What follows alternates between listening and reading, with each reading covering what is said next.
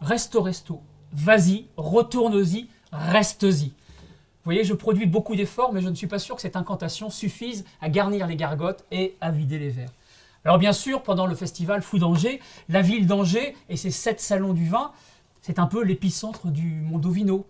Mais cette effervescence ne doit pas masquer un mal français, celui de la carte des vins, souvent indigente. D'un côté, des professionnels du vin qui déplorent le fait que la consommation du vin chute. De l'autre côté, des consommateurs qui déplorent, eux, le prix des vins dans ces mêmes restos. Et au milieu, nous, libres buveurs, qui estimons que peut-être il y a quelque chose de nouveau à inventer pour sauver le vin au resto. Pour examiner cette ironie qui veut que le pays du vin soit un petit peu la risée de ses voisins, 2 invités. D'abord, Didier Gobin, vous êtes un rouage majeur dans cette manière d'agencer le vin au resto, puisque même si vous êtes un peu tapis dans l'ombre, vous avez un métier qui n'est pas très bien connu du grand public, vous êtes agent en vin, donc c'est un peu l'ambassadeur commercial des vignerons auprès des restaurateurs. Donc vous allez nous expliquer un peu comment décrypter ce qu'est une carte des vins, et peut-être nous souffler des solutions nouvelles. Et puis à côté de vous, Jade Audebourg. Alors là, vous êtes une néo-restauratrice, une fille et des quilles. Joli nom. Donc la fille, c'est vous? C'est ça. Pas les quilles? Non. D'accord, très bien. Alors on vous a arraché à cette folle semaine d'Angers. Merci de nous recevoir dans ce très bel écrin. Alors vous êtes engagé dans cette toute nouvelle aventure. Je dis toute nouvelle parce que c'est fin 2017. La création d'une fille et des quilles, donc. La restauration, ça ne s'invente pas. Comment est-ce que vous êtes venu à la restauration?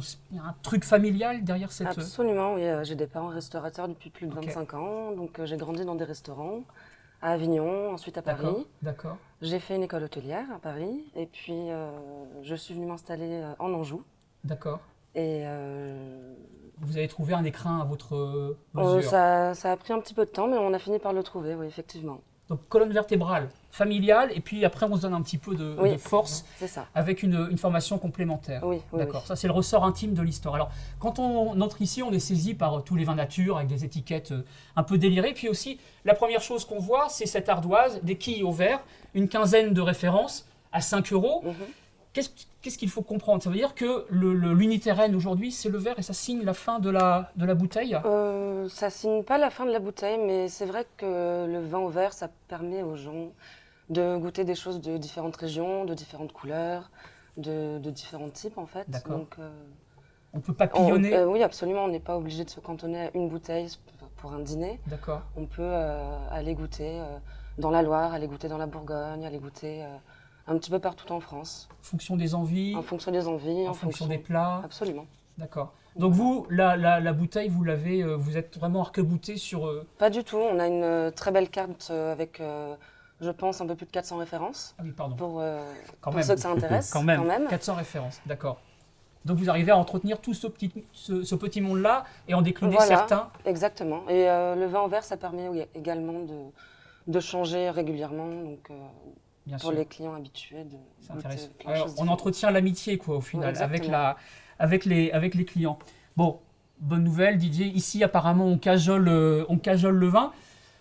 Je suis obligé de le dire quand même, dans beaucoup de brasseries, les restaurateurs français jouent souvent la carte vraiment du minimum avec des cartes indigentes. C'est vrai, c'est un fait. On essaie de constater aujourd'hui, on constate de plus ou moins que certains restaurateurs ne jouent pas le jeu. Oui. On essaie, nous, dans notre métier, de mettre en avant un petit peu ce qui peut fonctionner ou pas. On n'est pas tout le temps écouté, malheureusement. C'est vrai qu'aujourd'hui, il y a encore beaucoup de progrès à apporter à tout ça. Je dis souvent, et Jade l'a bien compris, on doit être créateur d'espace de vie et c'est le vin qui doit apporter cela.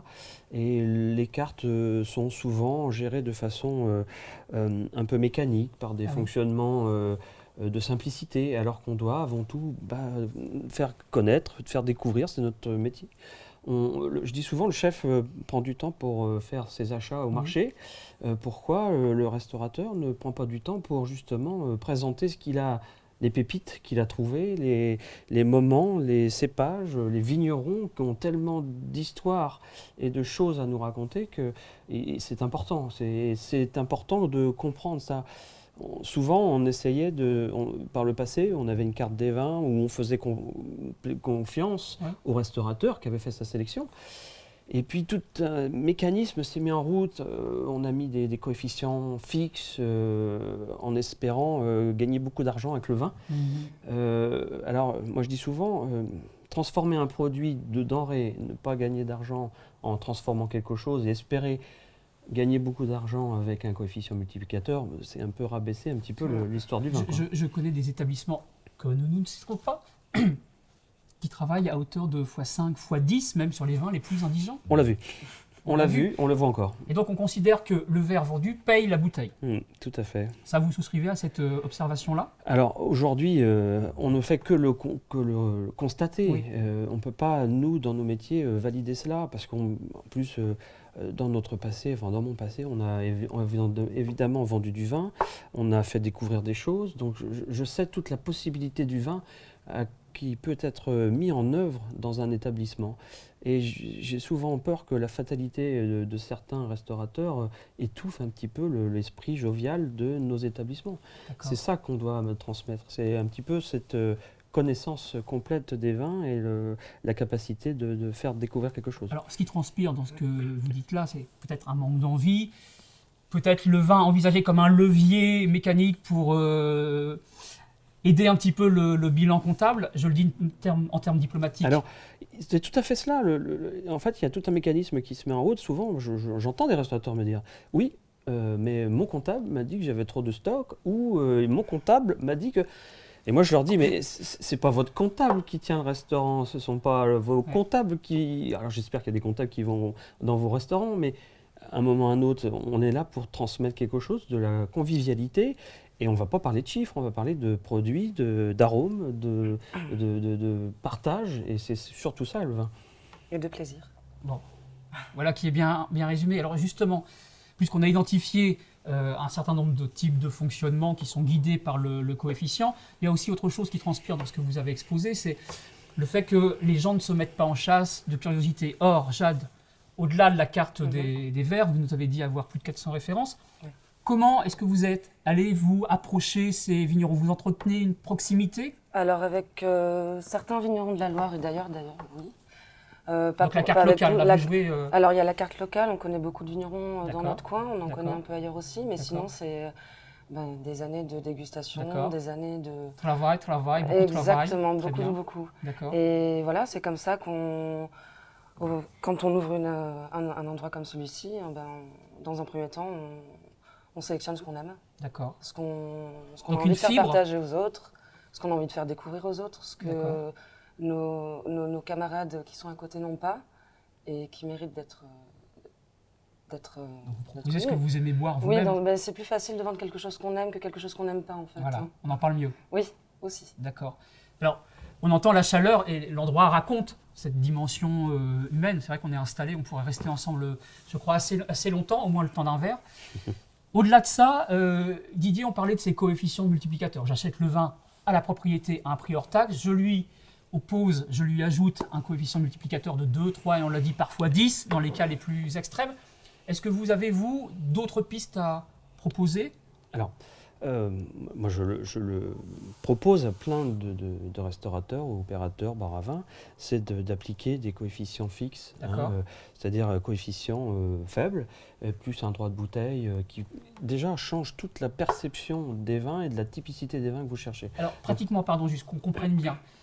Si j'achète, moi, restaurateur, une bouteille à 10 € hors taxe, comment est-ce que vous allez fabriquer le prix final à partir de ce principe-là? Ben moi, je prêche pour qu'en fait, on puisse donner la chance à toutes les appellations, à D'accord. tous leurs niveaux de prix. Même si elles sont humbles? Bien sûr, évidemment. Donc, avec un coefficient de 2 cavistes, grosso modo, et puis un forfait x2, et puis un forfait de service, parce que leur travail, bien évidemment, c'est du temps, c'est du personnel. C'est un métier compliqué qui prend beaucoup de temps. Du temps à des périodes de la journée qui ne sont pas les mêmes que les autres. Donc, c'est du temps qui doit être valorisé.